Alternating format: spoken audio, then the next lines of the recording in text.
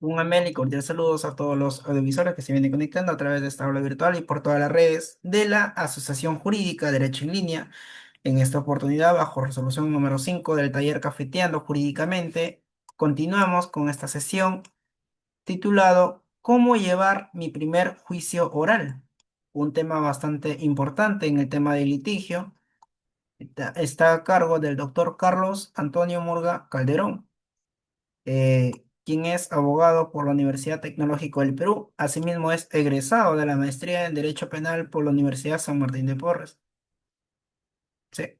Asimismo, estimados doctores y doctoras, no olviden las cuatro reglas para la sesión del día de hoy. Eh, si tienen preguntas o dudas, levantar la manito. No cometer aquellas incidencias dentro de la sesión del día de hoy. Y se recomienda activar sus cámaras para una participación más activa. Recuerden que esta sesión es cómo llevar mi primer juicio oral, teórico y práctico en esta sesión del día de hoy. Estimado doctor Carlos, nos da conformidad si está todo conforme.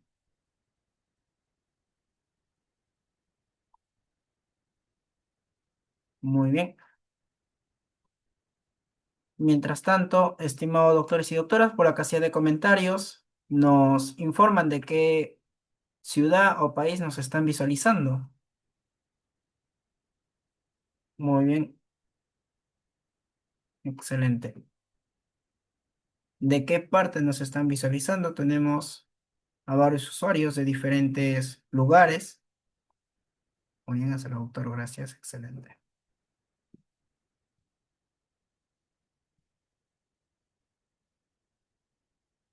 Tenemos al doctor Elvis desde Lima. Excelente, doctor Elvis, nos ven desde Lima. Tenemos a Ronnie, buenas noches desde Abancay, Apurímac. Fraterno abrazo, estimado doctor Ronnie. Tenemos a Alonso Peña desde Cusco. Cusco, una de las maravillas, se encuentra Machu Picchu en Cusco. Tenemos a Kenji desde Arequipa, la ciudad blanca,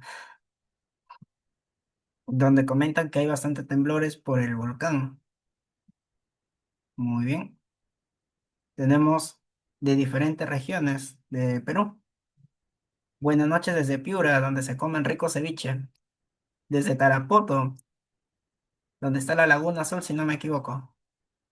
Muy bien. Tenemos compartiendo pantalla al asistente del doctor.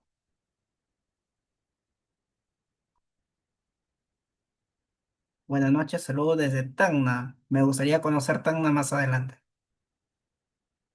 Estimada Araceli, fraterno abrazo, doctora. Muy bien. Al parecer ya está todo conforme. Bien. ¿Cómo llevar mi primer juicio oral? Empezará en breve.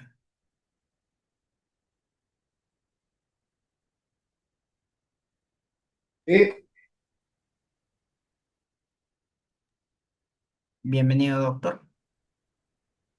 ¿Qué tal? ¿Cómo están, estimados? Bueno, en principio quiero agradecerles la oportunidad de haber convocadome para dar esta ponencia respecto al juicio oral.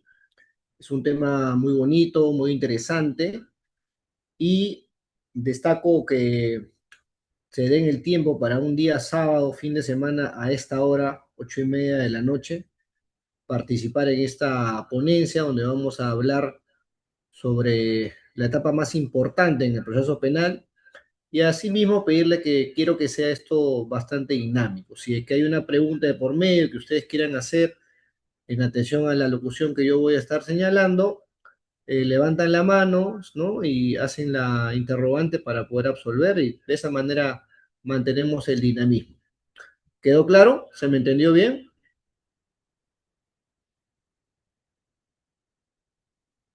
Bien. A ver, la siguiente lámina, por favor, Jesús. Muy bien, señores. A ver, comencemos con el juicio oral. ¿Cómo llevar el juicio oral?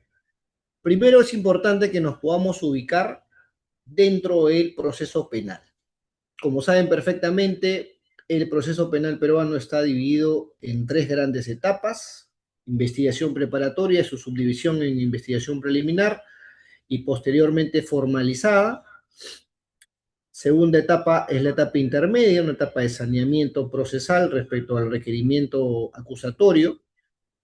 Y finalmente, la tercera etapa, que es el juzgamiento o juicio oral, que es tema del cual vamos a abordar. ¿Por qué la propia ley, el Código Procesal Penal, ¿no? 356 del Código, establece que es la más importante, la principal, porque es en este estadio donde se va a determinar la responsabilidad penal de una persona, condena o absolución. Es donde se va a desarrollar la actividad probatoria, la actuación de actividad probatoria de cargo y de descargo, y que se va a sujetar a determinados principios, siempre los más importantes: oralidad, publicidad, inmediación, concentración. Luego de esto, hay un principio trascendente que no solamente aplica a nivel del juicio oral, sino a lo largo de todo el proceso, que es el principio de contradicción, que más adelante vamos a ver cómo es un principio transversal a lo largo de toda la actividad probatoria y que siempre ha sido y va a ser utilizada por el oponente, tanto la defensa técnica respecto a las pruebas de cargo del Ministerio Público, como la Fiscalía respecto a las pruebas de descargo que proponga y actúe el abogado defensor. Tenemos aquí una pequeña definición de uno de los ponentes más importantes en nuestro país en la actualidad, como es el doctor Juan Martín. Ya conocemos su trayectoria: expresidente del Poder Judicial, presidente de la Sala Penal Permanente de la Corte Suprema de Justicia de la República, quien habla tenido la oportunidad de sustentar un recurso de casación en la sala, en el cual nos define que el juicio oral es la actividad procesal dirigida por el órgano jurisdiccional de naturaleza dinámica, preordenada por la ley. El objetivo específico del análisis de la prueba actuada y debatida en la audiencia de acuerdo a los principios que, como hemos mencionado antes, los más destacados: publicidad, inmediación, concentración, contradicción, oralidad. Siguiente lámina, por favor. Bien. A ver, señores, usualmente siempre en pregrado nos explican de manera muy sucinta la fase de juicio oral y nos dicen que tiene una fase inicial, tiene una fase que es la actividad probatoria y tiene una fase final. Es decir, dentro de la etapa de juzgamiento hay tres subetapas. Sin embargo, en la práctica, en el litigio, eso no es tanto así. El juicio oral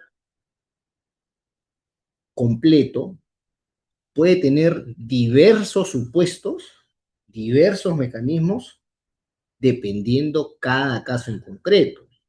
Puede que el caso termine con una conclusión anticipada, ya no va a haber actividad probatoria. Puede que a lo mejor exista el ofrecimiento de una prueba nueva, o una prueba excepcional, o una prueba de oficio que pueda surgir esto a lo largo del juzgamiento, que no necesariamente siempre se da. De manera que vamos a ver la real dimensión de cómo es que se realiza un juicio oral. ¿Mm?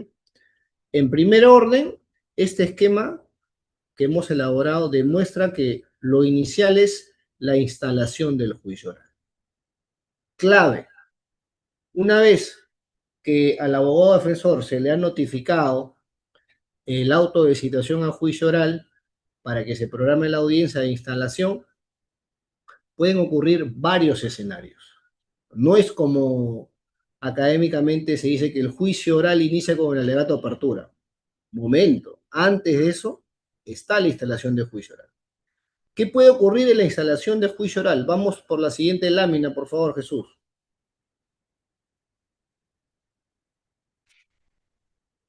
La instalación del juicio oral significa que tiene que haber una conformidad de la constitución de todos los sujetos procesales. abogado defensor, fiscalía, si hay constitución en actor civil, el abogado del actor civil o el procurador si estamos ante delitos contra el Estado es agraviado, si hay tercero civilmente responsable, lo propio, ¿correcto? Hay un principio muy básico, nadie puede ser juzgado en ausencia, y esto se enmarca para la participación necesaria que debe tener un acusado que afronta un juicio, ¿correcto? O sea, no puede haber un juicio sin acusado. A esto se denomina reo contumaz o reo ausente. Reo ausente, aquella persona que no ha tenido nunca conocimiento del proceso, y reo contumaz, que es aquella persona que tiene conocimiento de la existencia del proceso y pese a eso no concurre a la citación a juicio oral. Cuando sucede eso y no concurre en la instalación de juicio oral, el juez de juzgamiento, ya sea un juez unipersonal o ya sea un juzgado colegiado conformado por 3 magistrados, lo va a llamar y declarar como reo contumaz. En materia civil sería como un rebelde, ¿de acuerdo? Eso genera ¿a qué? A que se le dé una requisitoria para que éste pueda ser capturado y pueda concurrir compulsivamente a la instalación de juicio oral. Así que es importante eso. Esto sucede y se detiene el juicio cuando estamos ante un proceso donde solo existe un solo acusado, no más. Pero ¿qué pasa si tenemos ante un caso donde hay pluralidad de acusados? 4, 5, 10, etcétera. No es que por la ausencia de uno vamos a detener el juzgamiento, ¿verdad? Es ahí donde surge la posibilidad de que quienes estén presentes se lleve adelante el juicio oral. Y respecto a los que no están presentes, los acusados que no han concurrido a la instalación del juicio oral, pues se le va a reservar su juicio en atención a este principio de nadie puede ser juzgado en ausencia, y de esa manera se les declarará también reo contumaz a esa persona. Se les reserva el juicio para ellos. Y para los que están presentes, continúa. ¿De acuerdo? Ahora, ¿qué más puede pasar a la hora de la instalación del juicio oral? ¿Qué pasa si no concurre el fiscal o concurre otro fiscal en apoyo? Tiene que ser el fiscal. ¿Qué pasa si el abogado defensor no concurre? ¿Qué pasa si el actor civil que está constituido en su momento a nivel de la investigación preparatoria, que luego inclusive ha ofrecido medios de prueba a nivel de etapa intermedia y ha tenido una participación activa durante todo el proceso, pero llegada la instalación del juicio oral, no concurre? ¿Hay alguna consecuencia jurídica respecto de ese actor civil que no ha concurrido? Pues sí. Respecto del tercero civilmente responsable, ¿la hay también o no? Entonces, estos temas nosotros siempre tenemos que abordar al Código Procesal Penal. ¿De acuerdo? Fíjense la importancia de que el actor civil participe o no participe en el juzgamiento, porque va a depender mucho respecto a la acción civil, la pretensión de acción civil resarcitoria que también va a tener que resolverse en el juicio, no solamente respecto a una pretensión punitiva, sino también resarcitoria. Así tenemos, a ver,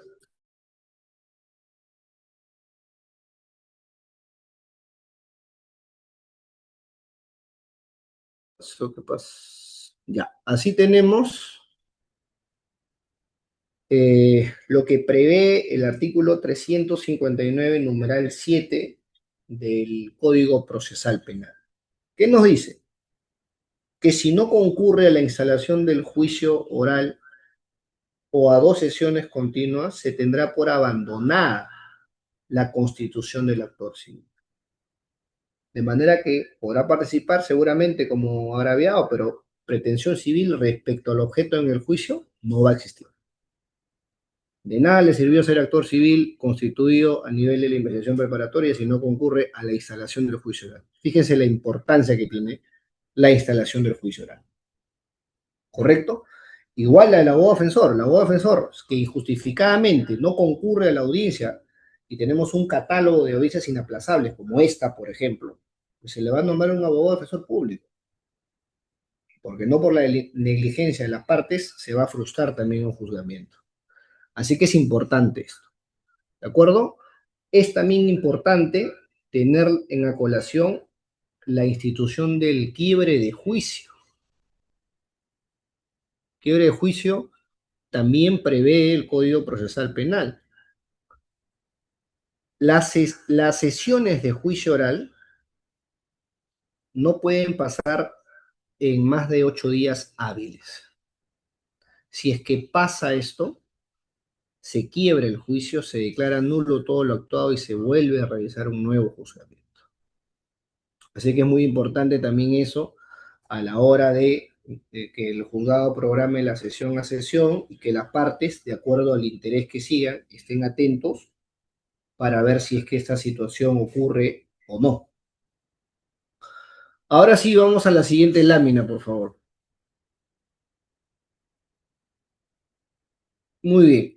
Ahora sí, imaginemos que ya se instaló el juicio oral, ¿no? Ya tenemos instalada el juicio oral, no hay ningún problema con la concurrencia en las partes procesales y ya entramos a los alegatos de apertura. Inicia el Ministerio Público, posteriormente el actor civil, seguidamente el tercero civilmente responsable, si es que lo hubiera, y finalmente el abogado defensor.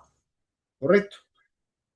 Ahora, siempre se ha explicado de que el alegato de apertura tiene una relación directa o indirecta con la teoría del caso. ¿Correcto? Siempre se ha dicho, cuando se ha abordado esos temas, siempre se menciona la teoría del caso, es el momento donde se explica, donde se pone a conocimiento la teoría del caso que maneja el litigante, fiscal, actor civil, abogado defensor. Y eso no es tanto así. Eso no es tanto así. A ver, teoría del caso siempre aborda aspectos de derecho penal, aspectos de derecho procesal penal y aspectos de litigación oral. ¿Correcto? Teoría del caso no es que recién se vaya a armar en la etapa de juzgamiento al momento de hacer alegato de apertura, no. Para el abogado defensor, la teoría del caso inicia y se arma a partir de que asume el caso. Si yo como abogado defensor asumo el caso a nivel de la investigación preliminar, es a partir de ese momento que tengo conocimiento del caso y me entrevisto con mi cliente, que yo ya voy a ir preparando mi teoría del caso. Es decir, preparando el método, la estrategia de cómo es que voy a afrontar la imputación que se le está haciendo en contra de mi patrocinado. ¿Correcto? Esto puede pasar en la investigación preliminar, puede pasar en la investigación formalizada, puede pasar en la etapa intermedia. No siempre los casos se asumen a nivel de investigación preliminar. Cuando se asume el caso, ahí, para el abogado defensor, comienza a armar su teoría del caso. Y si es inicialmente a nivel de la investigación preliminar, así como hay un principio de progresividad para la investigación a cargo del Ministerio Público, principio de oficialidad, esa misma progresividad también le sirve al abogado defensor para ir planteando su teoría del caso, cómo cómo va a defender, cómo va a plantear la tesis defensiva eh, contraria, adversa a la que postula el Ministerio Público. ¿Correcto? Por eso es que ponemos que, como a modo de pregunta, ¿cuándo se construye la teoría del caso? Fiscalía, desde que toma conocimiento del hecho delictivo o la noticia criminis, verá al momento de iniciar su apertura de investigación preliminar y a partir de eso seguramente edificará líneas de investigación y la que sea más razonable será la que cogerá para ya ver si es que acá hay una investigación donde puedan alcanzar y aparecer los indicios reveladores de la comisión de un delito, que se haya podido individualizar al imputado, que la acción penal no haya prescrito y en determinados delitos que se cumpla con las condiciones de procedibilidad. Y si eso ocurre, formalizará la investigación. ¿Correcto?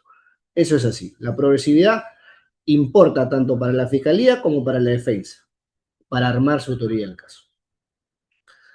Eh, Ahora, siempre es bueno tener esto presente, el tema de la teoría del caso en relación a los alegatos de apertura, porque hay una frase muy importante de Séneca que dice, nunca hay viento favorable para aquel navegante que no sabe a dónde se dirige. Yo tengo que saber cómo voy a plantear mi teoría del caso durante todo el proceso. Si es que asumamos que uno es abogado defensor antes del juicio oral, ¿no? Etapa intermedia, formalizada o investigación preliminar. Yo ya tengo que ir construyendo eso. Cuando suceda el alegato de apertura, cuando estamos en ese momento, voy a poner en conocimiento mi teoría del caso. Pero no es que recién la voy a armar ahí, yo ya tengo que haber preparado mi teoría del caso para defender. Entonces, sí es importante que uno ya sepa al momento del alegato de apertura sobre qué va a basar su defensa. Ahora, eso de que el juzgado, ya sea unipersonal o colegiado, recién va a tomar conocimiento con los alegatos de apertura de la fiscalía o del abogado defensor sobre qué trata el caso, eso no es del todo cierto. Muchas veces he participado yo, me han convocado para juicio, con la citación de juicio oral, y yo he tenido que ir, concurrir a tomar lectura del expediente judicial y verificar la información porque me demoraban en remitirme a mí copia simple digital del expediente y no voy a estar esperando cuando la instalación ya viene la próxima semana el juicio, ¿no? Tengo que prepararme. Y en muchas oportunidades siempre me hago con la sorpresa de que ya se viene marcando el expediente judicial, apuntando el expediente judicial, remarcándose con resaltador, ¿no? Entonces, eso no lo ha hecho el Ministerio Público, ¿no? Eso no creo que lo ha hecho otro abogado defensor, ni tampoco el procurador o el actor civil, ¿no? Entonces tú te vas dando cuenta que, claro, seguramente eh, el juzgado unipersonal o colegiado pues tiene sus asistente de juez, asistente jurisdiccional, ¿no? El especialista de audiencias, van marcando, van enterándose un poco de qué consiste el caso. De manera que no es tan cierto eso de que el juez de juzgamiento con los alegatos es la primera vez que toma el... Eso no es cierto. Menos aún cuando tienes un caso donde ya llegó a nivel de segunda instancia, se declaró nula y vuelve nuevamente el expediente para un nuevo juzgamiento ante otro juzgado colegiado diferente. Igual ya leen, saben de qué trata el expediente. Así es que esa es la realidad, ¿correcto? A ver, vamos aquí ahora. Elementos del alegato de apertura. Tiene que tener un elemento fáctico, un elemento probatorio y elemento jurídico. ¿Qué significa esto? Que el alegato de apertura que el abogado defensor haga, o litigante en general, la fiscalía, sobre el supuesto de hecho, el relato fáctico de su teoría, tiene que estar soportada en medios de prueba, que se van a actuar a nivel de juicio oral. No es que es un no es que el alegato tenga que ver con una narrativa fantasiosa, una oralización sin mayor soporte probatorio. No, se tiene que decir el alegato de acuerdo al soporte que tú sabes que se ha admitido a nivel de etapa intermedia y que se va a actuar en el juicio. Tiene que guardar relación, tiene que corroborarse para que sea creíble. Y esto aunado al elemento jurídico que seguramente manejarás cada defensa. ¿Correcto? Recomendaciones. Tiene que ser breve, directo, tiene que ser claro, tiene que ser persuasivo, es decir, convincente, y siempre hablando a futuro, porque eso recién se va a desarrollar, una especie de promesa, recién se va a desarrollar al momento de la actividad probatoria. Señores magistrados, a este plenario vendrá el testigo tal, quien señalará respecto a que el hecho objeto de juzgamiento le estuvo presente y nos comentará sobre determinadas circunstancias. Bien, a futuro. ¿Qué más? ¿Qué puede pasar en el alegato de apertura? A veces siempre se comenta que también puede objetarse, por ejemplo, el alegato de apertura, ¿no? Si es que yo veo que el Ministerio Público está leyendo su requerimiento acusatorio y lo está haciendo como si fuese un alegato de apertura, ¿el abogado defensor ahí debería de objetar o no debería de objetar? Algunos no, sí, hay que objetar porque el principio de oralidad no significa que se lea los requerimientos acusatorios, sino que dé una línea explicativa en qué se sustenta su acusación. Pero preguntémonos, ¿nos va a servir de algo estratégicamente objetando eso como abogado defensor? Desde mi punto de vista, no. Siempre escuché una frase que me quedó marcada. Si tu rival se equivoca, no lo interrumpas.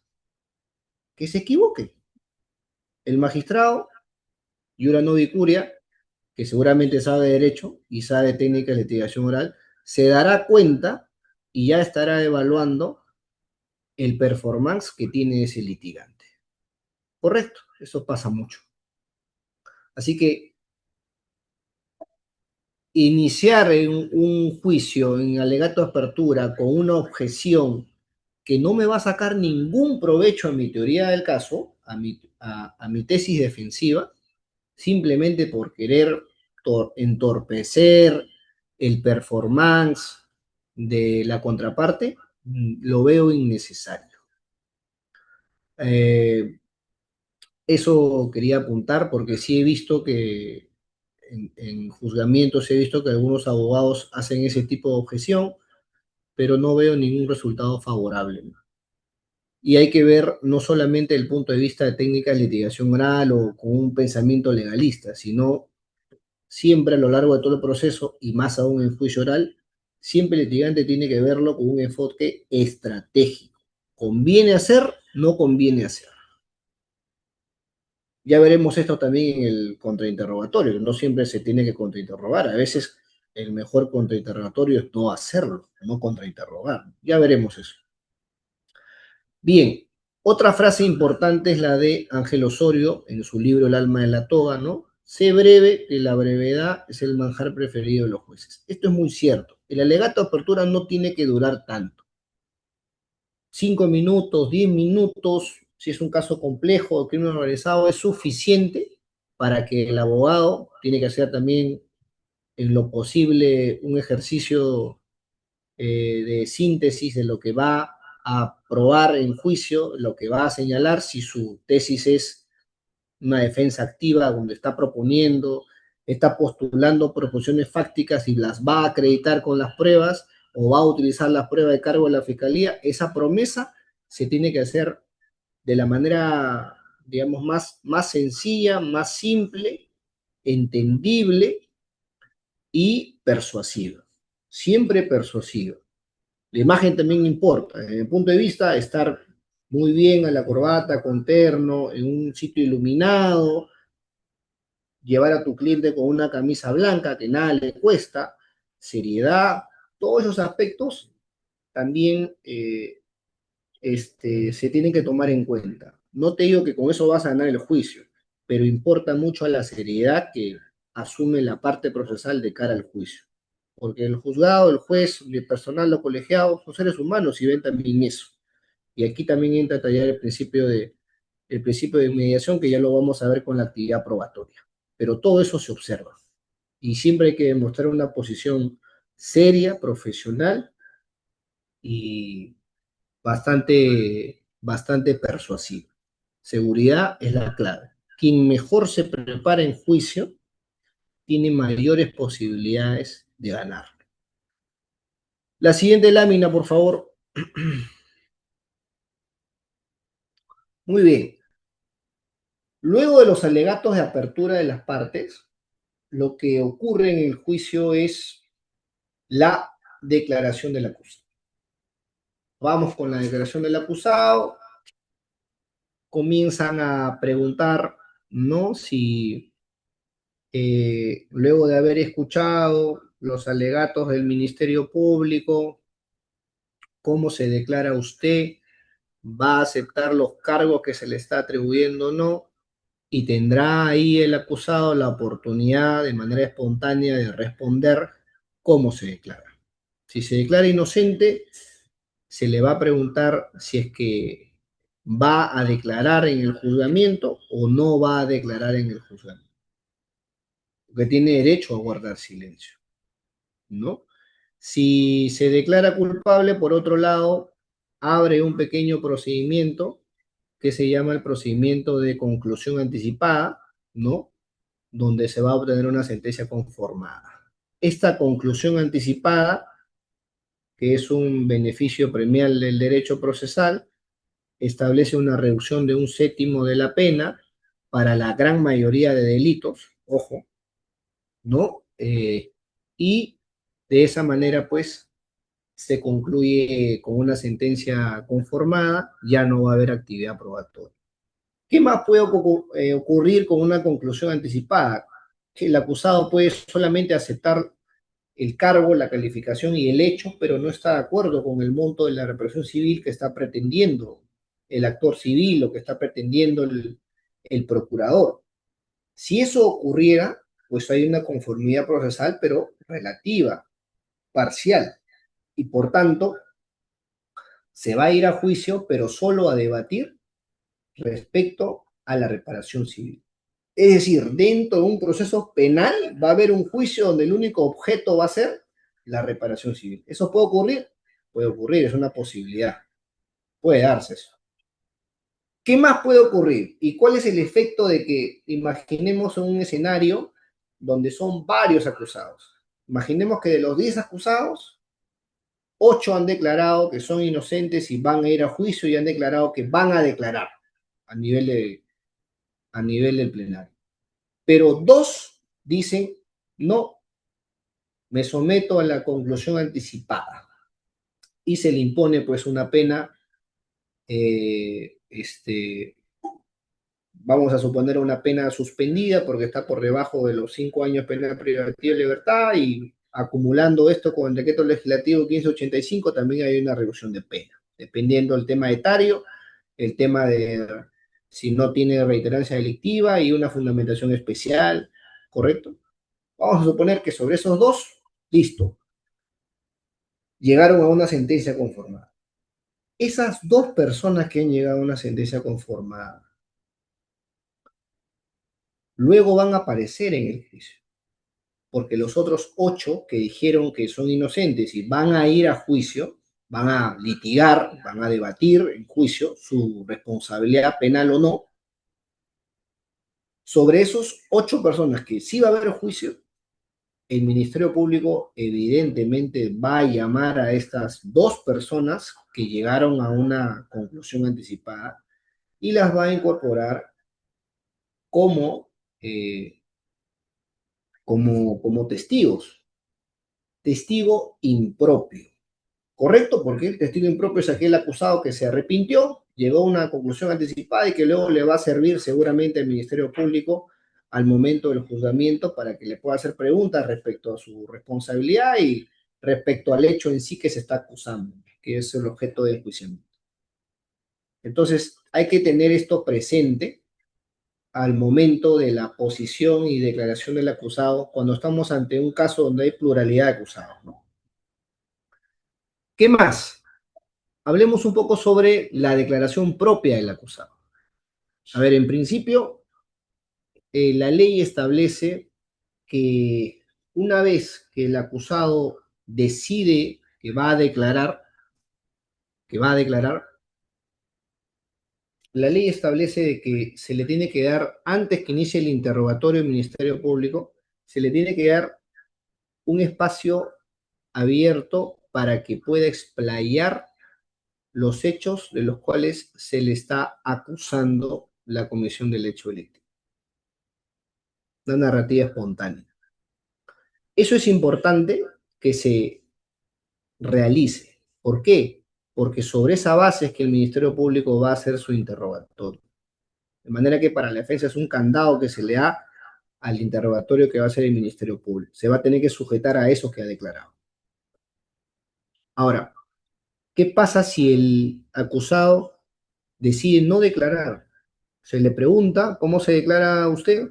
Inocente, ya. Va a declarar en este plenario, en este juicio, y dice, no, no voy a declarar, voy a guardar silencio. La ley en ese supuesto establece, perfecto, si tú has declarado antes en la investigación, se va a leer la declaración que en su momento diste, ¿correcto? Ahora, ¿qué pasa si tú asumiste el caso y revisas el expediente y te das cuenta que sí, en efecto, tu cliente declaró en su momento con un abogado anterior a nivel de investigación preliminar y luego inclusive pidió una ampliación y en esas declaraciones prácticamente se autoincriminó? Defensa ineficaz. Todo lo hizo por el abogado anterior que le dijo, mejor di esto, el otro, y se autoincriminó. Pregunta, cuando ya el caso está a nivel de juicio oral, ¿conviene acaso que el acusado diga voy a guardar silencio para que se lea las declaraciones anteriores donde se autoincriminó? No, pues no. Entonces uno tiene que revisar todo eso. Otro punto que también es importante. A ver, eh, una cosa es que se te pueda leer tu declaración cuando tú has decidido guardar silencio. Y otra muy distinta es que tú digas voy a declarar, pero quieren utilizar tu declaración previa que diste en la investigación para buscar evidenciarte contradicción o para buscar refrescarte memoria sobre un hecho, sobre una respuesta que diste en su momento en la investigación. ¿Eso es posible? No, eso no es posible.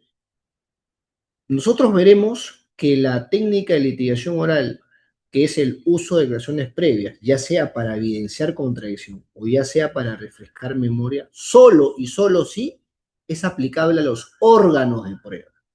Órganos de prueba, testigos o peritos, no el acusado. El acusado no es órgano de prueba. La ley establece, artículo 378, numeral 6, me parece, y 8, que se puede hacer uso de acciones previas para el perito o para el testigo. En ningún momento se señala para el acusado, porque el acusado no es testigo, no es órgano de prueba. La declaración del acusado es un acto de defensa, no es un acto de prueba. Sin embargo, y lamentablemente vamos a tener que decir, tenemos una jurisprudencia de Marras, que es el Acuerdo Plenario 3/2018 de la Sala Penal Nacional, que dice que sí se puede, ¿no?, tomar la declaración previa del acusado para efectos de evidenciar contradicción. Nosotros no estamos de acuerdo con esa posición. Creemos que lesiona gravemente el principio de presunción de inocencia, el principio de no autoincriminación, y aparte que viola claramente el principio de legalidad procesal penal, porque en el Código Procesal Penal no señala eso, ¿no? Y hay una diferencia bastante clara entre lo que es un acto de prueba y un acto de defensa, como es la declaración del acusado. Ahora, usualmente no todos los fiscales saben esta jurisprudencia, ¿no? O no la aplican. Entonces uno tiene que tratar de evaluar esta situación que se pueda dar y en el caso, este, tratar de argumentar, ponerse fuerte para evitar que suceda eso con su patrocinado. Lo estamos viendo desde el punto de vista del abogado defensor, claro está. Ahora, vamos a imaginemos que ya pasamos esta lámina de posición y declaración del acusado. Vamos a la siguiente lámina, Jesús, por favor. Bien, luego de que ya se ha declarado, se le ha preguntado a los acusados, algo también que es importante. El momento de cuándo va a declarar. Vamos a la lámina anterior, por favor, Jesús, para que se... Esto es importante. Ya. A ver, cuando se le pregunta al acusado si es que cómo se declara inocente o culpable y si es que va a declarar a nivel del juicio oral, y en el supuesto que diga va a declarar, voy a declarar el juicio, es importante que se establezca que su declaración por un tema estratégico sea al final de la actividad probatoria, no al inicio, porque recordemos que ahorita todavía no hay actividad probatoria. Entonces, es mejor esperar a que se desarrolle toda la actividad probatoria, que llamen a los testigos, que llamen al perito, que se actúe la prueba documental, que se incorpore la prueba material, de repente hay una prueba nueva luego de esto, un reexamen, o de repente hay una prueba de oficio, una prueba este, complementaria que pueda haber, una prueba excepcional. Entonces, es mejor siempre que el acusado declare al final de la actividad probatoria. Y así se tiene que indicar en este momento. Sí, voy a declarar, pero voy a declarar al final de la actividad probatoria. Perfecto. Eso es un tema estratégico que siempre se tiene que, a modo de recomendación lo digo, este, para intereses de su cliente. ¿Correcto? Ahora sí vamos a la siguiente lámina. Ya, luego de haberse preguntado a los acusados en juicio si aceptan su responsabilidad o no, y si es que van a declarar en el plenario o no, corresponde eh, que el juez unipersonal o colegiado señale si es que una de las partes va a ofrecer una prueba nueva. Prueba nueva, artículo 373 del Código Procesal Penal. No soy tan codiguero, pero algunos artículos uno ya por la práctica se acuerda de memoria. Si uno revisa el artículo 373, establece dos supuestos, numeral uno y numeral 2. El numeral uno es prueba nueva en sentido estricto, es decir, yo he tomado conocimiento de un determinado medio de prueba con posterioridad a la audiencia de control de acusación. ¿Correcto? De manera que esa prueba no tiene que haber estado pues en la carpeta fiscal, ¿no? Porque si no, no sería prueba nueva. Oye, tú has tenido conocimiento, simplemente que no has verificado bien y recién ahora la estás ofreciendo. No, tiene que ser un documento, una prueba, un testigo que nunca apareció y que posteriormente a toda la etapa de control de requerimiento de acusación fiscal se haya podido advertir. Eso sería una prueba nueva en estricto. Claro que esta tiene que cumplir con los presupuestos que siempre toda prueba tiene que tener: utilidad, pertinencia, conducencia y licitud, si es que queremos ver la prueba de un punto de vista estrictamente constitucional. O sea, no es ofrecer cualquier prueba. Y el segundo supuesto del artículo 373 establece eh, aquellas pruebas que han sido inadmitidas en su momento cuando se ofreció a nivel de la etapa intermedia. Sabes que en la etapa intermedia hay tres controles, ¿no? Control formal, control sustancial y el control probatorio, que es el ofrecimiento que hacen las partes, y hay un filtro para ver cuáles son las que van a pasar a nivel de juicio y cuáles no. ¿Correcto? Entonces, en el supuesto donde se presentó a nivel de etapa intermedia determinada prueba, pero esta fue rechazada por el juez de investigación preparatoria, tú sobre esas pruebas puedes volver a intentar incorporarlas a nivel del juicio oral, bajo este supuesto de prueba inadmitida. La ley te establece que hagas una especial fundamentación para que ahora, ya con una especial eh, fundamentación, puedan ser incorporadas. ¿Qué más? Es importante que a veces la formalidad aquí de algunos juzgados siempre dice Señor abogado, ¿usted hizo la reserva al momento de la etapa intermedia cuando le rechazaron esta prueba o no? Es importante esto. Igualito para la segunda instancia, cuando quieres ofrecer esa prueba rechazada, también se tiene que hacer la reserva. Por tanto, sugerencia, consejo, cuando estás en etapa intermedia y estás en el estadio de ofrecimiento de prueba y por A o B te rechazan la prueba, señala que vas a hacer la reserva del caso. ¿Correcto? ¿Por qué? Porque de esa manera cumples con la formalidad para que cuando ya estés a nivel del juicio oral y quieras intentar volver a incorporar esa prueba, no tengas ningún problema para que esta pueda ser por lo menos oralizada y fundamentada. ¿De acuerdo? Así es que en juicio, ¿se puede ofrecer prueba nueva? Sí. Claro que procesalmente hablando, el momento oportuno procesalmente es al momento de la etapa intermedia.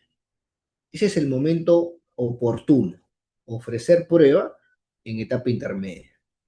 Pero excepcionalmente, como podemos ver, también se puede ofrecer prueba a nivel de juzgamiento, ya sea como una prueba nueva en estricto o ya sea como una prueba que fue inadmitida a nivel de la etapa intermedia. ¿Correcto? Bien, siguiente lámina, por favor.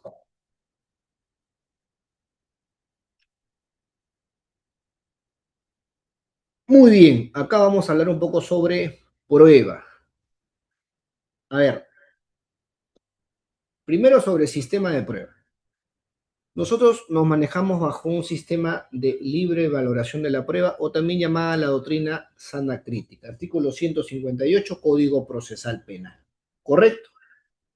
Antes habían otros dos sistemas. El sistema de la prueba tasada, época de la Revolución Francesa, donde el juez era boca de la ley, se señalaba tal hecho se tiene que probar con tal prueba y así tú, juez, tienes que valorarlo y resolver y punto, que prácticamente vaciaba de contenido la racionalidad, discrecionalidad que puede tener el juez. Luego se pasó a un sistema de íntima convicción de la prueba, donde más bien se le daba toda la potestad al juez para que decida cualquier prueba puede ser para acreditar el hecho que mejor le parezca al magistrado. El otro extremo, digamos, demasiado subjetivismo. Por eso es que pasamos a el sistema de libre valoración de la prueba. Es decir, el juez tiene la libertad de poder valorar de manera individual cada prueba y luego conjuntamente cada prueba, pero siempre sujeto a determinados criterios. ¿Qué criterios? Reglas de la lógica, máximas de la experiencia y conocimiento científico técnico. Precios. ¿Correcto? Así que ese es nuestro sistema que nosotros tenemos que tomar en cuenta porque nos va a servir a lo largo de la actividad probatoria en juicio. Es en el juicio donde se va a acreditar determinada proposición fáctica con una prueba que ha sido admitida.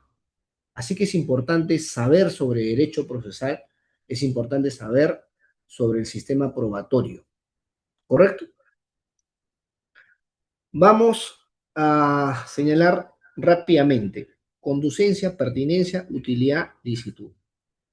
Conducencia significa, como requisitos de la prueba, significa que toda fuente de prueba, todo hecho de la naturaleza, tiene que ser incorporado al proceso a través del medio de prueba que establece la ley. Por ejemplo, la fuente humana, una persona, que es la fuente de prueba. ¿Cómo va a ser incorporada al proceso para que sirva su declaración? A través del medio de prueba testimonial, porque así lo establece el Código Procesal Penal. ¿Correcto? Entonces, cada fuente de prueba tiene la manera de cómo se va a introducir al proceso. Y la ley establece la forma en cómo se va a introducir al proceso. Esa es la conducencia. ¿Correcto? Pertinencia, directa o indirecta. La pertinencia de la prueba tiene que ver con que ese medio de prueba tiene que guardar una relación directa o indirecta con el hecho objeto de enjuiciamiento. No nos sirve una prueba que no tiene nada que ver con el caso. Tiene que ser pertinente. Y ojo, la pertinencia no del punto de vista de acreditar el hecho delictivo, porque esa será pertinencia para la fiscalía.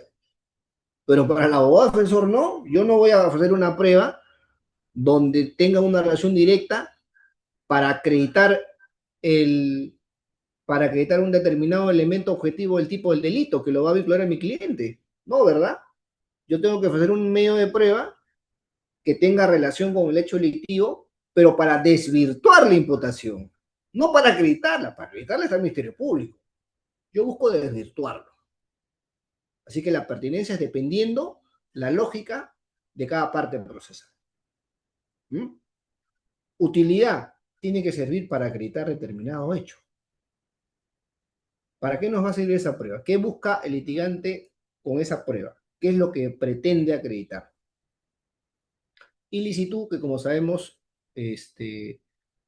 hay una subdivisión sobre prueba ilícita y prueba irregular. Ese es otro, eso será en otro momento, es un tema también muy bonito de comentar.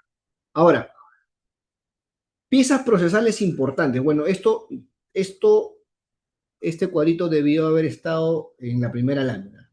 Cuando tú asumes un caso a nivel de juicio oral,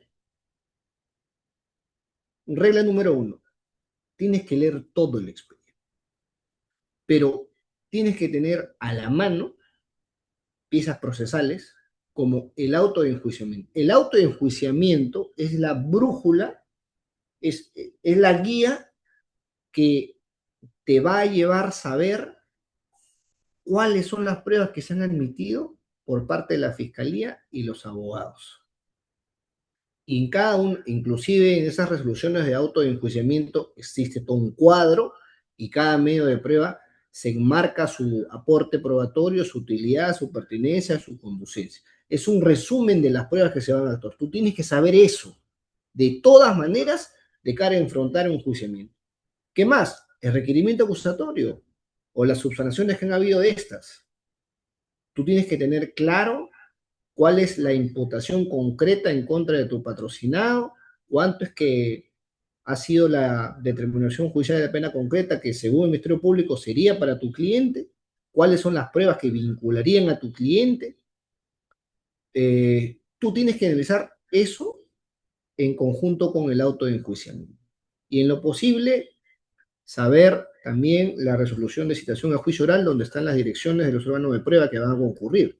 Si es que tu intención es que asistan, te sirve, y siempre es bueno tener eso a la mano también. Además, como la disposición de formalización para ver ahí un tema quizás de incongruencia procesal que no se observó en su momento y que te puede ayudar a ti para atacar esto en el contrainterrogatorio. Bien, siguiente lámina, por favor, Jesús.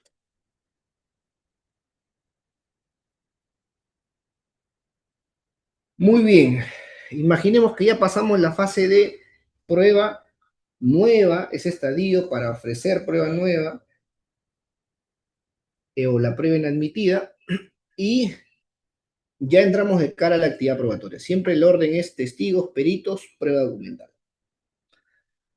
Cuando abordamos este tema de el examen directo y el examen indirecto, uno siempre aborda, digamos, el tema de qué preguntas se van a realizar, el tema de las objeciones, el tema de cómo desarrollar el interrogatorio. A ver, vamos primero por partes. En principio, ¿quién interroga? Interroga el litigante que ha ofrecido al testigo a juicio. Si yo ofrecí determinado testigo, yo voy a comenzar a hacer las preguntas. Voy a iniciar a hacer las preguntas, a hacer el interrogatorio. ¿Quién hace el contrainterrogatorio? La otra parte que no ofreció ese testigo, el adversario. Si es un testigo que la fiscalía ofreció, la fiscalía va a hacer el interrogatorio y yo haré el contrainterrogatorio. Y si yo ofrecí determinado testigo, yo iniciaré haciendo el interrogatorio y la fiscalía hará el contrainterrogatorio. ¿Correcto? A ver, interrogatorio. Siempre lo que se busca en primer lugar es tratar de resaltar la credibilidad, tratar de resaltar el conocimiento, tratar de resaltar a tu testigo, que sea fiable. Eso es lo más importante. ¿Qué más? Siempre se tienen que hacer preguntas abiertas, aristotélicas. ¿Qué, cómo, cuándo, dónde? ¿Por qué? Porque es en el interrogatorio donde uno tiene como objetivo que se aporte información. Tu testigo, si el testigo amigo, que va a aportarte información. Entonces, si tú le haces una pregunta cerrada, que no están prohibidas hacerlas en el interrogatorio, ¿eh? Pero no es lo aconsejable de acuerdo a los manuales de litigación oral y a las buenas prácticas de litigio. Nunca es recomendable hacer preguntas cerradas en el interrogatorio, sino abiertas. ¿Para qué? Para que el testigo se pueda explayar, para que pueda dar más información de calidad, claro, que le sirva en su momento al órgano jurisdiccional a la hora de pues, valorar esa prueba, ese testimonio. De manera que es importante las preguntas aristotélicas, qué, cómo, cuándo, dónde, por qué, que explique. Ahora, hay preguntas que en el interrogatorio están prohibidas, ¿no? En el interrogatorio, y esto de acuerdo a la ley. También esto es importante señalar. Las técnicas de litigación oral no están, al menos todas, no están previstas en la legislación. Las técnicas de litigación oral es doctrina, que normalmente, por ejemplo, Mauricio Duce, por ahí de Castro en Colombia, que vienen del extranjero, también acá en Perú, pero las técnicas de litigación oral en sí no tienen una base legal. Algunas sí, otras no. Entonces, va a depender mucho del conocimiento que tengan los litigantes y que tenga el juzgado para poder administrar qué se puede hacer y qué no se puede hacer. ¿Correcto? Eso es importante. ¿Qué preguntas sí están previstas en la ley y están prohibidas en el interrogatorio? La pregunta sugestiva, la pregunta capciosa, la pregunta impertinente. Esas son preguntas que están prohibidas por el Código Procesal Penal al momento de hacer el interrogatorio. De manera que ahí va a servir mucho que la otra parte pueda ejercer las objeciones como un mecanismo de defensa para preservar la espontaneidad del testigo, para preservar el debido proceso, cautelarlo, y de esa manera no surja información que no debió haber surgido. Así que es importante eso. Es también importante que la objeción sea rápida, porque si el testigo ya está respondiendo, tu objeción es extemporánea, es tardía, y se te va a declarar infundada. Puedes poner tu reposición, ¿no? 415 el Código Procesal Penal, pero le quita un poco de ritmo. Y el ritmo también es importante al momento de hacer interrogatorio o contrainterrogatorio. Así que es importante saber esto. Ahora, respecto al contrainterrogatorio, que es básicamente la esencia que tiene el abogado defensor al momento del juzgamiento. Una vez que el testigo ya ha sido sometido al interrogatorio de la fiscalía, luego pasa la oportunidad al abogado defensor para hacer el contrainterrogatorio. ¿Correcto? En el contrainterrogatorio, lo que importa es, bueno, en principio el contrainterrogatorio lo que hace es materializar, efectivizar el principio de contradicción, que es probablemente el más importante a nivel de juzgamiento y del proceso penal. Sin contradicción no hay proceso. Tiene que haber contradicción porque de la contradicción nace la luz, nace la verdad. Del contradictorio, de esa lucha, nace lo que va a ser la información de calidad para que el juzgado tome una decisión. Porque de nada nos sirve quedarnos solamente con una versión, ¿no? Siempre hay dos versiones, siempre hay dos caras.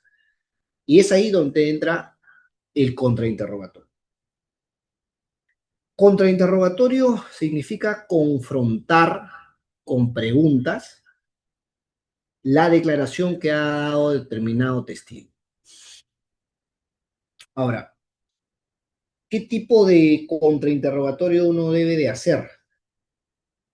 A veces uno hace un contrainterrogatorio constructivo, donde a partir de tus preguntas en el contrainterrogatorio a un testigo de la fiscalía, quieres obtener un testimonio favorable para tu teoría del caso, que te va a servir a tu teoría del caso. Entonces, ¿qué haces ahí?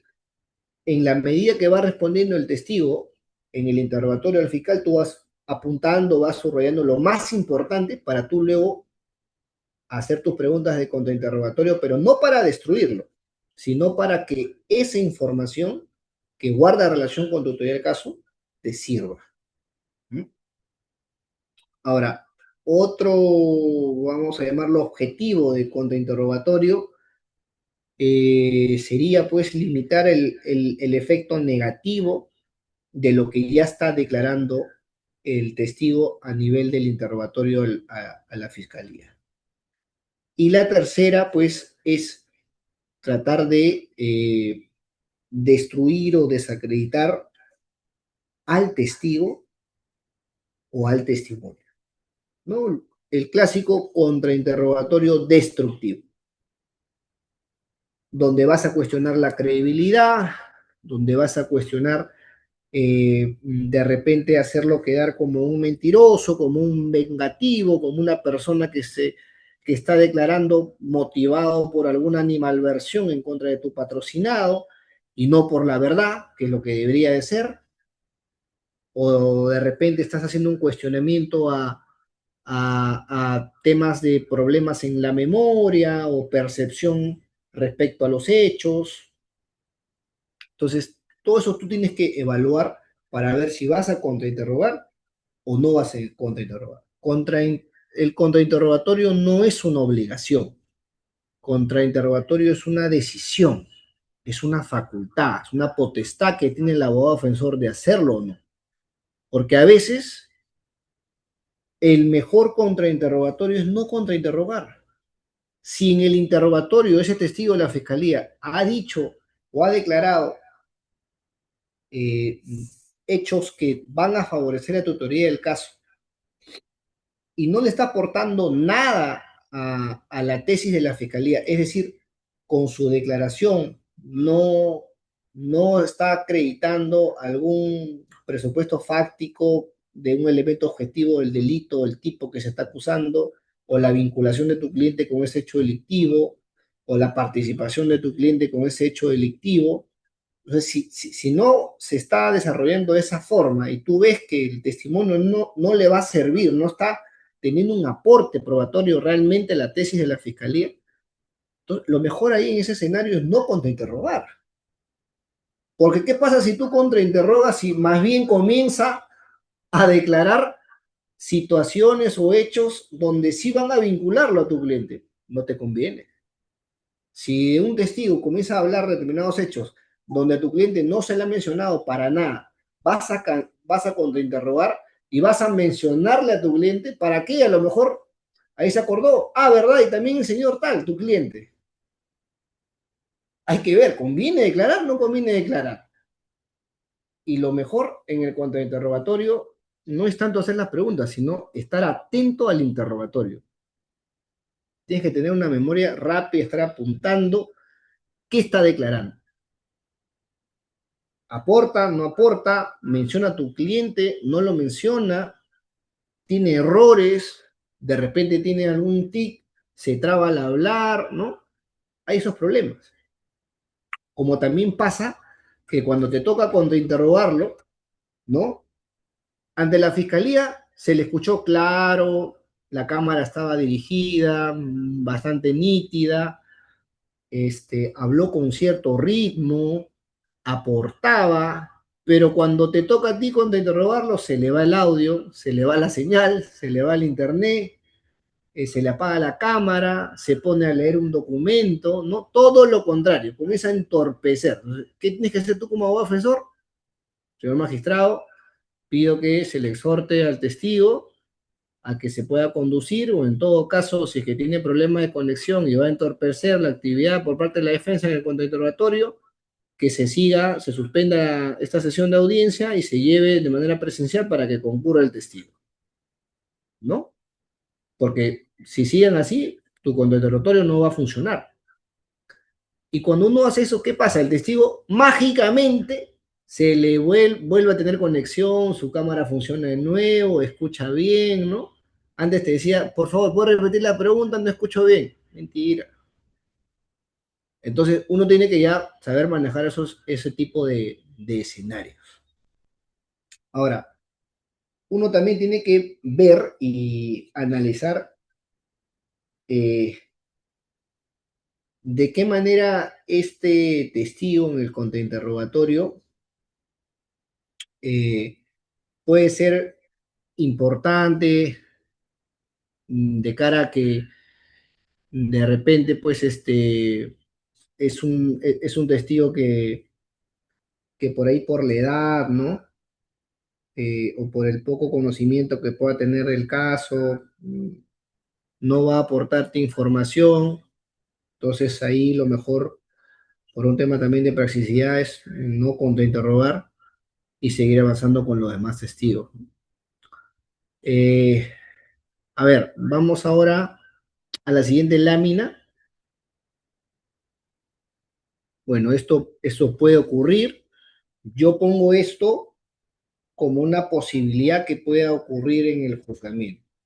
La ley establece que antes que se concluya la actividad probatoria, es decir, antes que se concluya con los testigos, los peritos, la prueba documental, la prueba material, puede surgir esta posibilidad de la tesis de vinculación jurídica, es decir, calificación jurídica por parte de los magistrados, como puede ocurrir el procedimiento de cuestión complementaria por parte del fiscal. Base legal 374, inciso 1, Código Procesal Penal. Base legal 374, inciso 2. ¿Qué significa la tesis de vinculación jurídica? Es decir, estamos en pleno desarrollo de juicio, en actividad probatoria, y de pronto el juzgado unipersonal o el juzgado colegiado advierte a las partes de que el hecho que está siendo calificado jurídicamente por la fiscalía determinado delito, para el colegiado no es ese delito, sino otro. ¿Correcto? Es decir, un jalón de orejas a la fiscalía. Te equivocaste en la calificación jurídica. Este hecho no es tal tipo penal. Este hecho es otro tipo penal. ¿Correcto? Te dan la posibilidad de defensa, perfecto, pero ya te cambió toda la estructura de tu teoría de defensa. Porque tu cliente fue acusado, fue investigado formalizarmente, fue investigado en la investigación preliminar bajo determinado delito. Y que de un momento a otro te cambien el tipo penal en pleno juzgamiento, ¿afecta o no el derecho de defensa? Por supuesto que afecta. ¿Hay supuestos para que se pueda dar esto? Claro, tiene que ser un tipo penal que nunca antes haya estado incorporado al proceso. Recordemos que en la investigación preparatoria el Ministerio Público tiene la facultad de hacer calificaciones alternativas. ¿Qué pasa si en su momento pues hizo una calificación alternativa por delito de estafa y al mismo tiempo estelionato? Y al final para su requerimiento acusatorio solamente va por el delito de estafa, ya no por estelionato. Por ese se sobresee. Sin embargo, a nivel de juicio oral, pues el juzgado unipersonal dice, no, vamos a aplicar la tesis de vinculación jurídica y nos estamos dando cuenta que acá no hay estafa, acá hay estelionato. ¿Se va a poder hacer eso? Ahí rompe el debido proceso. Y si se sigue con las sesiones de juicio oral, el abogado seguramente planteará su recurso de apelación en su momento y ya tendrá una causal de vicio para una futura nulidad, ¿no? O sea, uno tiene que también cautelar eso. Ahora, ¿qué es el procedimiento de acusación complementaria? Es cuando parte a pedido de la fiscalía, donde señala que va a incluir un hecho nuevo o una circunstancia específica cualificada eh, de la que, de la que en su momento pues no ha tenido, no ha tenido la oportunidad de mencionar. Y esto puede variar la calificación jurídica. Es decir, esto tiene que ver con el principio de congruencia procesal a nivel de investigación y etapa intermedia. Como ustedes saben muy bien, a uno solamente lo pueden acusar por hechos que en su momento fueron investigados. ¿Correcto? Si a mí me investigaron por el delito de peculado, hecho uno, hecho 2 en el año 2018 y finalmente, pues a nivel de la acusación, solamente pasa por esos dos mismos hechos. A mí no me puede traer el Ministerio Público a nivel de control de acusación un hecho tercero o un cuarto hecho. No, los mismos hechos que fueron en su momento investigados tienen que ser los hechos acusados. No pueden agregarse nuevos hechos, porque si es que se agregan nuevos hechos, se rompe el principio de congruencia y afecta el hecho de defensa. ¿Por qué? Porque sobre ese hecho número 3 y ese hecho número 4 yo nunca he tenido la oportunidad en la investigación para defenderme, sin embargo ya se me está atribuyendo, ¿correcto? Esa misma lógica de afectación al hecho de defensa pasa en esta situación de procedimiento de acusación complementaria. Se me está en pleno juicio incluyendo un hecho en el cual nunca he tenido la oportunidad de poder defenderme. Pero sin embargo, se puede hacer excepcionalmente. Institución procesal, procedimiento de acusación complementaria. Correcto. ¿Estas situaciones pueden ocurrir a nivel de juicio oral? Por supuesto. No es lo común, pero está la posibilidad y está la base legal para que esto pueda aplicar. Con las excepciones del caso, claro está. Siguiente lámina, por favor, Jesús. Prueba excepcional y prueba de oficio. Esta es la tercera forma de cómo se puede introducir prueba a nivel del proceso penal. La primera es el ofrecimiento propio a nivel de etapa intermedia. La segunda es la posibilidad de prueba nueva luego de la declaración y posición del acusado. Y ahora esta tercera oportunidad cuando ya se acaba la actividad probatoria. Siempre el magistrado pregunta si alguien va a ofrecer una prueba excepcional o de motu propio a través de prueba de oficio el magistrado propone. Eh, Ahora, vamos a ver. El 385, inciso uno regula que se pueda hacer de oficio o a pedido de parte, esta prueba excepcional, ¿no? Respecto a dos diligencias en específico, inspección judicial o reconstrucción de hecho. ¿Mm? Pero el 385, inciso 2, es sobre cualquier medio de prueba, también de oficio o de parte. Ahora, veamos, yo estoy de acuerdo con que se pueda realizar prueba excepcional a pedido de parte, pero siempre y cuando se cumplan los requisitos que establece la propia norma procesal, que es que tiene que haber surgido del propio debate de la actividad probatoria, es decir, lo que declaró un testigo, con la actuación de una prueba documental que se haya realizado, un hecho que ha surgido a conocimiento del propio debate en el juzgamiento y que es importante que sobre ese hecho se pueda acreditar con determinada prueba. Claro está que tiene que ser pues una prueba que no se puede prescindir, una prueba que guarda relación directa y como dice la norma, va a acercar a la verdad. Recordemos que hay un principio que es la veritas delicti, la verdad del delito, que es la finalidad del proceso penal, ¿no? Llegar a la verdad. Entonces, si se cumplen esos presupuestos, se puede ofrecer prueba excepcional. He tenido la oportunidad de ofrecer en su momento en un caso de tráfico ilícito de drogas agravado sobre prueba excepcional y me la concedieron, de manera que es viable, es posible, se da, sí, siempre y cuando se haya surgido el debate y se cumplan los presupuestos que acabo de señalar. Ahora, respecto a la prueba de oficio, bastante debatida, pero hay base legal, ¿no? Nadie puede negar que se pueda realizar. El tema es, ya que estamos en un foro académico, es conveniente hacer esta prueba de oficio, es decir, donde el juez agarra y toma la decisión y dice, de acuerdo a todo lo que hemos desarrollado en la actividad probatoria en el juzgamiento, decido que voy a hacer determinada prueba. Y en principio, preguntemos, ¿será prueba o será lo que va a disponer un acto de investigación? ¿Mm? ¿Por qué la prueba de oficio puede afectar el principio acusatorio? ¿Por qué puede afectar el principio de imparcialidad que debe tener el juez? El juez tiene dos grandes principios: independencia e imparcialidad. Si no tienes eso, no te debes llamar juez, es así de simple. Rompe también con la duda razonable. ¿Por qué? Primero, afecta el principio acusatorio. El principio acusatorio significa que cada parte procesal tiene un determinado rol dentro del proceso.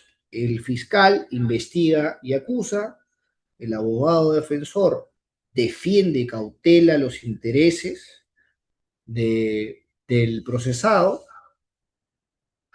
y el órgano jurisdiccional que está al medio, imparcial, administra justicia. ¿Correcto? Pero si el juez va a hacer una prueba que en su momento, ya sea por negligencia del fiscal o ya sea por negligencia del abogado defensor, no, estoy poniendo como ejemplo estos dos sin incluir al actor civil y al tercero civil porque no es lo más concurrente, ¿ya? Pero si el juez agarra y decide hacer una prueba de oficio que en su momento no ofreció la fiscalía ni tampoco el abogado defensor, está tomando parte o está reemplazando ese rol que debió haber hecho la fiscalía o el defensor, por supuesto.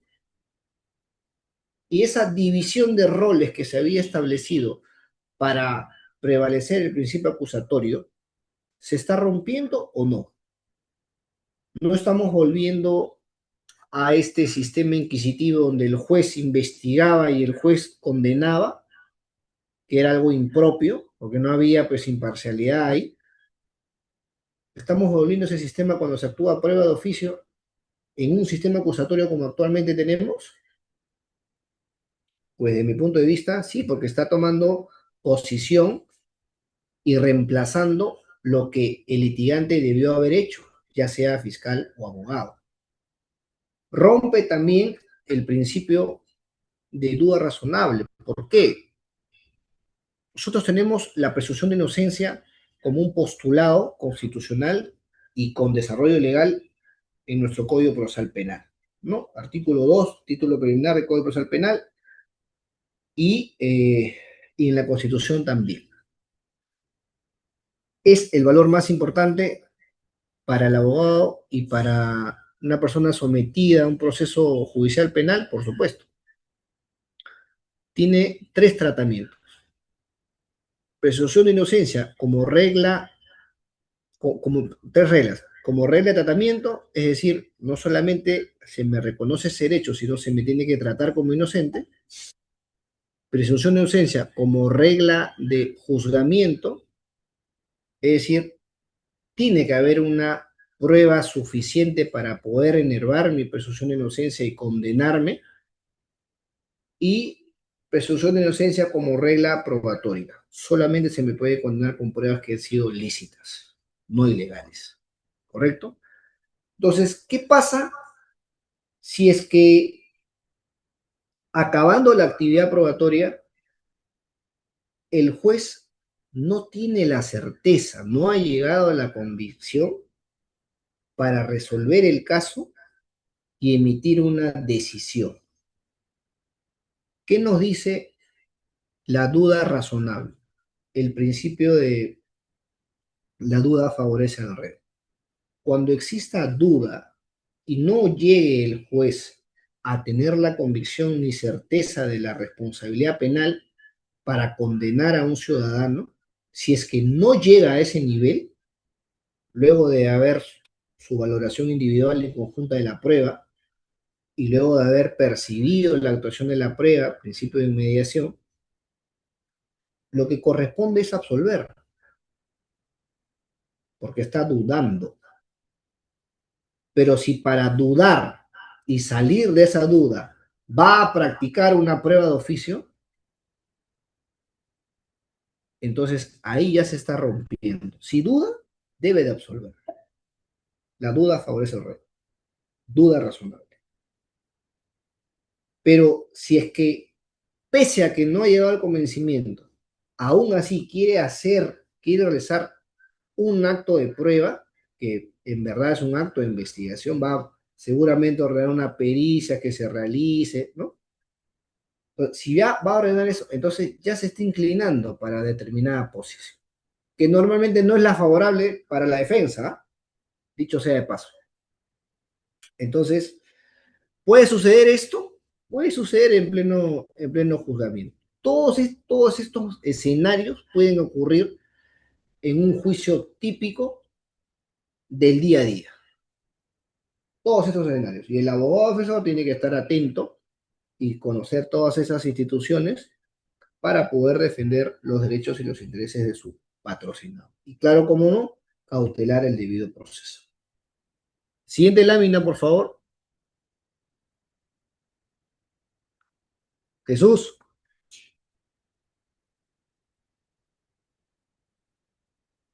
Bien, ya vamos concluyendo con esta, porque ya me... Oh, ya es tarde. Ya, a ver, alegatos de clausura. Los alegatos de clausura es el escenario, el momento de la argumentación que hace el litigante una vez acabado la actividad probatoria. Es el último momento que se va a dirigir al juzgado, unipersonal o colegiado, donde lo recomendable es que tiene que buscar que el juez llegue a la convicción de su postura de litigante. ¿Correcto? Tiene que tener, digamos, eh, un tiempo razonable para explicar su teoría del caso, para hablar en pasado en lo que ha ocurrido en el juicio oral, en lo que, según considera, eso que ha ocurrido en el juicio oral, determinado supuesto, determinado hecho que se ha acreditado, ya hay un criterio, por ejemplo, que ha fijado la Corte Suprema de Justicia de la República, ya hay un pronunciamiento sobre eso, traerlo en maculación, argumentarlo, es importante que en el alegato de clausura eh, tú des como una especie de proyecto de sentencia de cómo es que el juez debería de resolver este caso. Puedes señalar 4 o 5 puntos neurálgicos que son claves, digamos, de lo que tú has considerado que se ha probado en el juicio oral y que te va a servir a tu teoría. Y explicar uno por uno, del más importante al menos importante. El alegato no va a dejar pues planteada lo que tú has tenido en su momento como teoría del caso cuando iniciaste tu alegato de apertura. Tiene que guardar una relación. Y finalmente, luego del alegato de clausura, viene pues el alegato, viene la autodefensa del acusado que es respecto a su situación procesal. Eso sería hasta el momento todo respecto al juicio oral y las distintas instituciones que hemos tocado. Sé que nos hemos extendido el tiempo, pero si es que alguien desea hacer una pregunta o algo, yo con gusto de poder absolver.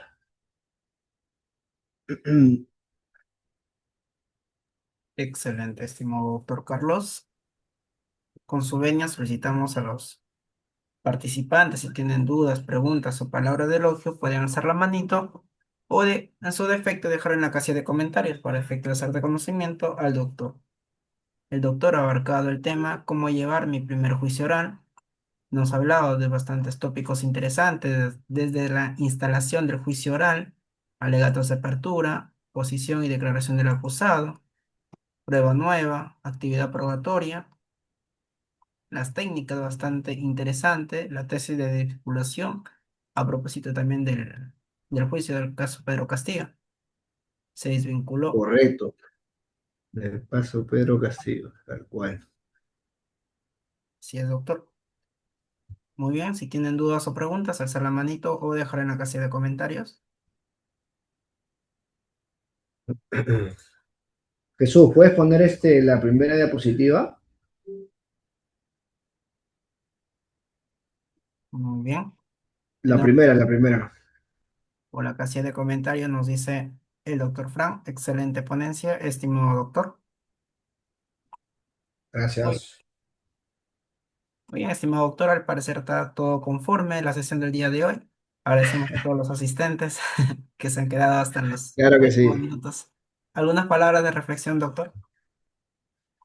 Bueno, solamente decirles que si todo aquel que se quiera dedicar al litigio penal tiene que prepararse, o sea, tiene que prepararse no solamente con lo que te brinda la universidad en pregrado, ni tampoco con lo que te brinda a nivel de posgrado en una maestría, sino constantemente ser autodidacta, buscar información, acudir a personas que tienen más experiencia que tú y la idea siempre es ser una esponja. O sea, todo abogado realmente es un eterno estudiante de derecho. Si tú no ves así, no vas a ser un buen abogado. Tienes que siempre constantemente prepararte, tener el hambre de querer saber más.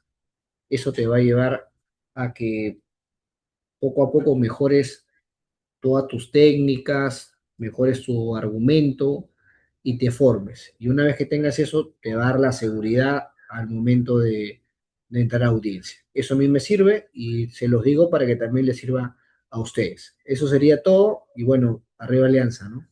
Sería todo. Doctor, con ello hemos concluido. Esperemos tenerlo en próximos eventos. Fraterno Claro abrazo. que sí, encantado. Muchísimas gracias. Que tengan todos muy buen sábado. Chao, cuídense.